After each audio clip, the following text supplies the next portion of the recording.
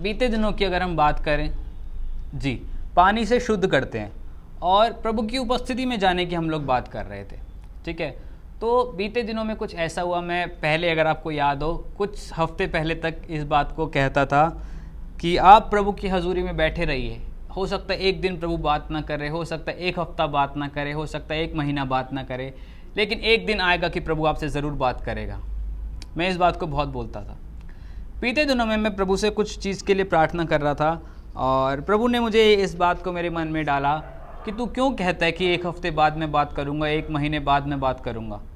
मैंने कहा प्रभु मेरे से तो तूने ऐसे ही किया। तो कह रहे तो मतलब प्रभु का समझाने का तरीका ऐसा था कि क्या मैं सबके साथ वैसा ही करूँगा जैसा मैंने तेरे साथ किया।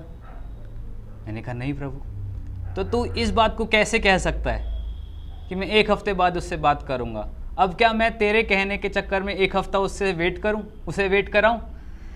मैंने कहा यार प्रभु ये तो मेरे से गलती हो गई, थोड़ी सी मुझे माफ़ कर दो। और ऐसे मतलब प्रभु के साथ एक ऐसा रिश्ता होना चाहिए हमारा कि हम उससे अपने दिल की बात कह सकें। तो मैं आपसे इस बात को बोलना बंद कर दिया कि आप जब प्रभु की उपस्थिति में बैठोगे, आप जब विश्वास करोगे कि प्रभु आपसे बात करे, तो उसी क्षण प्रभु आपसे बात करेगा। आजकल मेरे साथ ऐसा हो रहा है कि जब मैं अपनी प्रार्थना करने बैठता हूँ रात को, अच्छे से आराधना करता हूँ, अच्छे से अन्य भाषा की प्रार्थना करता हूँ, वचनों के साथ प्रार्थना करता हूँ, जब थोड़ा समय उसको देता हूँ कि प्रभु अब मैं नहीं, अब तू मुझसे बात कर, सडनली कुछ होता है और एक अजीब सी शांति से मैं भर जाता हूँ। कहाँ कभी कभी ऐसा होता है कि प्रार्थना करने का मन नहीं होता, बहुत थका हुआ होता हूँ और फिर ही बोलता हूँ कि प्रभु नहीं, मुझे तेरी उपस्थिति में बैठना है, मुझे तेरे साथ चलना है, और एक अजीब सी शांति मेरी ज़िंदगी में काम करती है और मैं समझ जाता हूँ कि यस प्रभु ये तू ही है। कई बार ऐसा होता है कि प्रभु चाहे हमसे बात ना कर रहा हो, ठीक है, हो सकता है चाहे प्रभु हमसे बात ना कर रहा हो, हमें नहीं लग रहा हो कि प्रभु हमसे बात कर रहा है, लेकिन हम उसको फील कर पाते हैं कि यस प्रभु तू यही मौजूद है मेरे साथ में। और जब हम एक हैवी बर्डन वाले मन को अपने पास रखते हैं कि प्रभु दिक्कत हो रही है, प्रभु परेशानी हो रही है, तो कुछ कर प्रभु, ये हो जाए वो हो जाए, यहाँ से इस चीज़ में दिक्कत आ रही है, ये काम मैं नहीं कर पा रहा प्रभु, मैं बो नहीं पा रहा, या प्रभु मैं तेरे से अच्छे से प्रार्थना नहीं कर पा रहा, बहुत सी बातें हो जाती हैं। और उस समय आप जब प्रभु की प्रेजेंस में बैठो और प्रभु से बोलो प्रभु तू मुझसे बात कर, हो सकता है बहुत सी बार प्रभु का आंसर ना आए, ऐसे तो आएगा, हो सकता है कि प्रभु का आंसर ना आए, लेकिन मन में उस समय एक ऐसी शांति आती है जो आप महसूस कर सकते हो कि हाँ प्रभु ये तो सिर्फ तेरी ओर से है। और बहुत सी बार आपने इस चीज़ को फील भी किया होगा, हो सकता है आपने ध्यान ना दिया हो, लेकिन आपने इस चीज़ को फील किया होगा कि प्रभु की प्रेजेंस ये नहीं है कि हर बार आपसे बात करें, वो ये भी है कि आपको लेके चले। एक बात बताइए अपराजिता सिस्टर, आपकी बेटी नूजल, अगर आपको उसके ऊपर गुस्सा आए, ठीक है, आप उसको 2 चांटे भी मार दो और सामने वाला उसको कोई हानि पहुंचाने के लिए आए, आप शायद नूजल से बात ना कर रहे हो, लेकिन क्या आप उसे प्रोटेक्ट करोगे? करोगे या नहीं करोगे?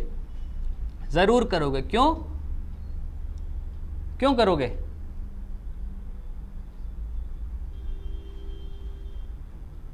ठीक है, आपकी बेटी है, आप कोई उसको हार्म ना कर दे, बेशक आपकी बेटी की और आपकी लड़ाई हुई पड़ी है, आपने उसको 2 चांटे लगा दिया, आप उससे बात नहीं कर रहे हो, लेकिन आपके मन में ये है कि उसको कोई और हार्म ना कर दे। वैसा ही रिश्ता प्रभु और हमारा है।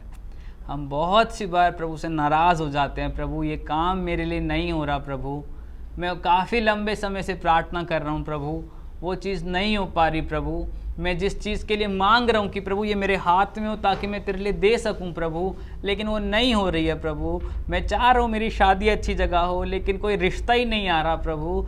बहुत सी बातें हो सकती हैं, लेकिन उस समय भी शैतान अगर आपके लिए कुछ गंदी स्कीम्स को लेकर आ रहा है, तब भी प्रभु आपको प्रोटेक्ट करता है, क्योंकि वो आपसे प्यार करता है।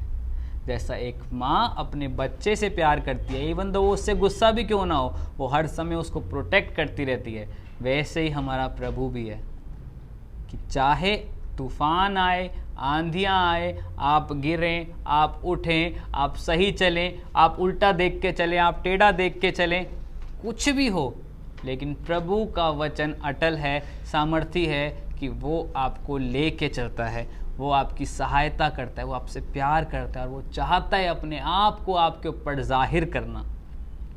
एक माँ अपने बच्चे से कितने दिन नाराज़ रह सकती है? 1 दिन, 2 दिन, 3 दिन, चौथे दिन क्या होगा? वो फूट फूट के रोने लगी कि यार बस अब बहुत हो गया, अब मेरे से बात कर लिया, मेरे से रहा नहीं जा रहा। आप ये बात सोचिए कि जब एक दुनियावी बच्चा अपनी माँ से 2-3 दिन बात ना करे और माँ छटपटाने लग जाती है, तो हमारा स्वर्गीय बाप, हम उससे बात नहीं करेंगे तो वो कितना छटपटा रहा होगा कि हमसे बात कर, मुझसे बात कर, मुझसे बात कर, देख मैं तेरे लिए ये भी रखा है, देख तेरे लिए वो भी रखा है, देख तेरे लिए ये भी करना चाहता हूँ, तो कब मुझसे बात करेगा? हम कितनी बार ऐसा करते हैं कि हमारी राह देख रहा होता है कि तू अभी आ रहा है, तू अभी आ रहा है, तू अभी आ रहा है, और हम पता नहीं कौन सी दुनिया में खो जाते हैं। प्रभु के साथ रिश्ता बनाना एक ऐसी चीज़ है जो आपको दुनिया में सारी खुशियों से ऊपर वाली खुशी देगा। आपकी जेब में पैसे ना हो, आपके मन में तसल्ली है कि प्रभु तू देख रहा है। आपकी मैरिड लाइफ अच्छी ना चल रही हो, आपके मन में तसल्ली है प्रभु तू कर रहा है। आपको 4 लोग गालियां देके जा रहे हो, आपके मन में तसल्ली है प्रभु तू देख रहा है। कैसी भी सिचुएशन कितनी भी ख़राब क्यों ना हो, कुछ भी क्यों ना हो रहा हो, लेकिन आपके मन में तसल्ली रहेगी कि यस लॉर्ड तू देख रहा है, तू करने वाला है, तू ही कर सकता है। एक बच्चे ने एक इंसान था और वो नदी के किनारे रहता था और वो डेली प्रभु को बोलता, प्रभु मेरे साथ चल, मेरे साथ चल, मेरे साथ चल। तो प्रभु ने उससे बोला कि ठीक है मैं कल से तेरे साथ चलूँगा। और जब वो रेत पे चलता था तो रेत पे 2 पैर के निशान आते थे, ठीक है जी, एक उस इंसान के और एक प्रभु के। चल रहा है, चल रहा है, चल रहा है, चल रहा है, चल रहा है, 1 दिन, 2 दिन, 1 साल, 2 साल, 3 साल, प्रभु के साथ अच्छे से प्रभु भी चलता था, वो भी चलता था। एक दिन ऐसा हुआ उसकी तबीयत ख़राब हो गई और 2-3 दिन तक वो वॉक पे नहीं गया और उसके बाद से वो फिर उधर गया उसी नदी के किनारे उस रेत पे चलने। तो उसने देखा कि यार एक ही निशान आ रहे हैं, दूसरे निशान नहीं आ रहे। तो वो काफ़ी सहम गया कि प्रभु मैं बीमार हुआ तो तूने भी मुझे छोड़ दिया। प्रभु ने कोई आंसर नहीं किया। 1 साल बीत गया, 1.5 साल बीत गया, उसका काम और धीरे पड़ गया और सब कुछ जाता रहा। धीरे धीरे करके उसकी हालत बहुत ख़राब हो गई और वो डेली प्रभु को बोलता कि ठीक है प्रभु धन्यवाद तेरा, तू मेरे साथ जो भी कर रहा है मैं तेरा धन्यवाद करता हूँ।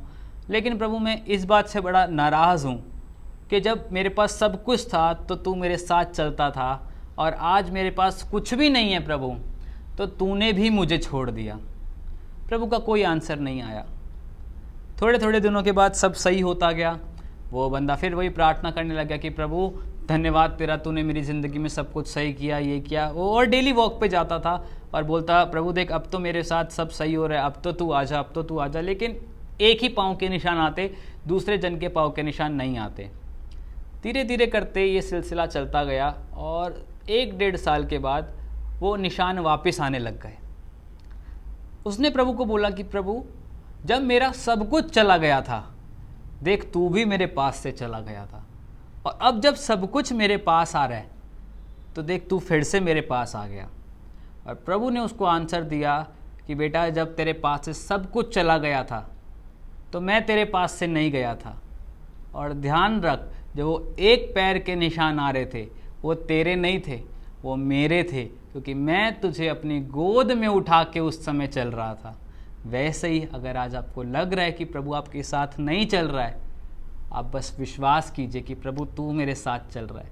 आज हो सकता है कि आपके फुटप्रिंट्स ना दिख रहे हो कहीं पे, आपका इम्पैक्ट ना पड़ रहा हो कहीं पे, ये आपको लग रहा है, लेकिन आत्मा में अगर आप तैयार हैं, अगर आप आत्मिक तौर पे प्रभु के साथ बने हुए हैं, अगर आप आत्मिक तौर पे प्रभु से कनेक्टेड हैं, तो जो इम्पैक्ट प्रभु ऑलरेडी डलवा रहा है वो आपके होने से नहीं, वो उसके होने से आ रहा है आपकी ज़िंदगी में। तो इस बात को याद रखिए कि प्रभु आपकी ज़िंदगी के लिए जो कर रहा है वो शायद अभी आपको नहीं दिख रहा है, लेकिन एक समय आ रहा है, एक राइट टाइम आ रहा है जब आप फ्लरिश करोगे, जब आप बढ़ोगे, जब आप ऊंचे दिखोगे, आप अपने लोगों से ज़्यादा ऊंचाई पे दिखोगे, सिर्फ एक बात के कारण कि आपने प्रभु को पकड़ा हुआ है, एक बात के कारण कि आपने प्रभु के साथ अपने रिश्ते को अच्छा किया हुआ है, एक बात के कारण कि आप यीशु के लहू से धुल चुके हो, एक बात के कारण कि आपने प्रभु को नहीं छोड़ा है।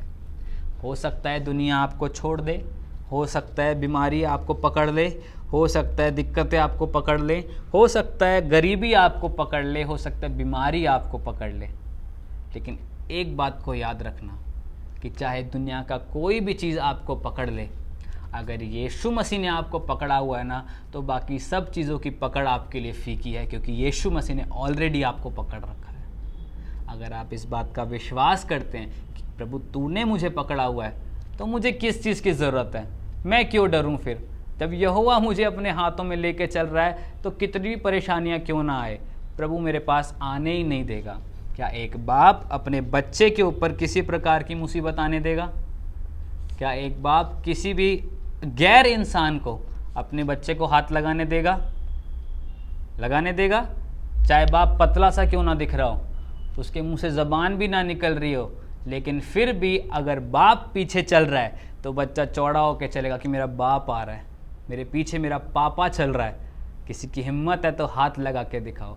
आज वैसे ही अगर आपको विश्वास है कि मेरा पिता मेरे पीछे चल रहा है, मेरा यहोवा मेरे पीछे चल रहा है, मेरे ऊपर एक लंबी एक अच्छे से मुझको कवर करके चल रहा है, तो आप क्यों डरोगे? क्योंकि आपको पता है कि शायद मेरा इम्पैक्ट कुछ नहीं पड़ रहा, लेकिन जो मेरे साथ साथ मुझे कवर करके चल रहा है वो ऑलरेडी मेरे आगे आगे इम्पैक्ट डालता जा रहा है और वो मेरे रास्तों को सीधा करता जा रहा है। एक छोटी सी बात बताता हूँ। एक शेर का बच्चा जब छोटा सा चलता है, उसके मुंह में ज़बान भी नहीं होती, वो बिल्ली से भी धीरे में आता है ना, ये म्याऊं म्याऊं करता है और बहुत धीरे उसकी वो रोर होती है। ठीक है, एक बार ऐसी हुआ कि एक ये कहते हैं शेर का बच्चा बहुत छोटा सा था और उसको बहुत सारे कहते हैं हयानस ने पकड़ लिया। ठीक है, जो वो जंगली कुत्ते होते हैं उन्होंने उसको पकड़ लिया। ठीक है, अब वो मिमिया रहा है, ठीक है, वो रोर कर रहा है, लेकिन उसके गले में से आवाज़ नहीं निकल रही और वो देख रहा है यार मेरा तो कोई इम्पैक्ट ही नहीं पड़ रहा।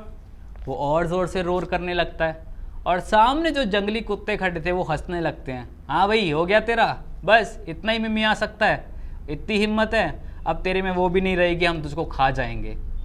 इतने में जब वो रोर करता है तो उसके रोर करने की साउंड बहुत बढ़ जाती है और वो खुद डर जाता है कि यार अभी तक तो मेरे गले से आवाज़ नहीं निकल रही थी, अब ये कौन सी आवाज़ निकल रही है।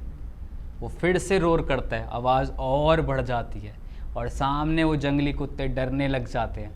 फिर वो पीछे देखता है कि ये आवाज़ कहाँ से आ रही थी, तो वो देखता है यार ये तो मेरा बाप जो कि बब्बर शेर है वो मेरे पीछे आके खड़ा है और वो जंगली कुत्ते दुम दबा के भागते हैं। वैसे ही आप चिल्ला सकते हैं, आप रो सकते हैं, आप हारा हुआ जीवन अब देख सकते हैं कि हाँ प्रभु ये नहीं हो रहा, वो नहीं हो रहा, लेकिन आज ये समय है कि आपको चिल्लाना पड़ेगा। आपकी आवाज़ नहीं निकल रही, बोलना पड़ेगा, यीशु मेरे पास आ, मेरी लड़ाइयों को लड़, मेरे करीब आ प्रभु।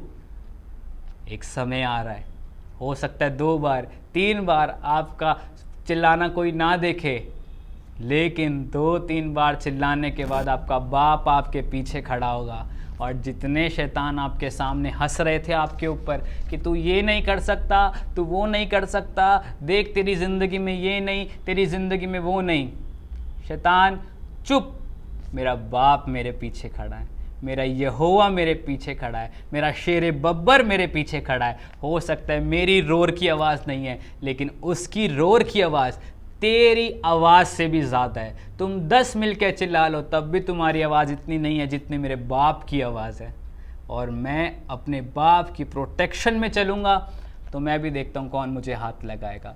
आज यही वचन आपके लिए है कि अपने आप को उस लहू से शुद्ध कीजिए, प्रभु के साथ फिर जुड़ जाइए और चिल्लाइए, प्रभु मैं तेरे लिए हूँ, प्रभु मैं तेरे काम करने के लिए हूँ, मैं किसी और चीज़ के लिए नहीं हूँ प्रभु, मेरा ज़िंदगी किसी और चीज़ के लिए नहीं है प्रभु, मेरी ज़िंदगी हारने के लिए नहीं है प्रभु। शायद शैतान दिखा रहा है कि मैं हार रहा हूँ, लेकिन आई एम मोर देन विक्टोरियस, मैं जयवंत से बढ़कर हूँ प्रभु। तूने मुझे जयवंत से बढ़कर बनाया प्रभु, मैं जीतने के लिए बनाया गया हूँ प्रभु, मैं तेरे कामों को करने के लिए बनाया गया हूँ, तुझसे बात करने के लिए बनाया गया हूँ, मैं तेरे कामों को, तेरे राज्य को फैलाने के लिए बनाया गया हूँ प्रभु। आज अगर मैं हार भी रहा हूँ तो मैं विश्वास करता हूँ प्रभु, तू मेरे पीछे आ चुका है मुझे जिताने के लिए प्रभु, क्योंकि मेरी जंगों को तू लड़ता है प्रभु। और आज से मैं हारा हुआ नहीं बल्कि जीता हुआ जीवन जीऊंगा प्रभु। I am more than victorious in the name of Jesus, hallelujah. आइए कलीसिया अपनी आंखों को बंद करें और प्रार्थना करेंगे। प्रभु मैं तेरा धन्यवाद करता हूँ इस समय के लिए जो तूने हमें दिखाया मेरे परमेश्वर पिता। प्रभु जैसे उस समय में मेरे परमेश्वर पिता, उस शेर ने चिल्लाया मेरे परमेश्वर पिता और सब भाग गए प्रभु जी। आज मेरा यहूदा का शेर बब्बर बन के प्रभु मेरे पास आ प्रभु जी, मेरी जंग को तू लड़ प्रभु जी, मेरे लिए तू स्टैंड ले मेरे परमेश्वर पिता।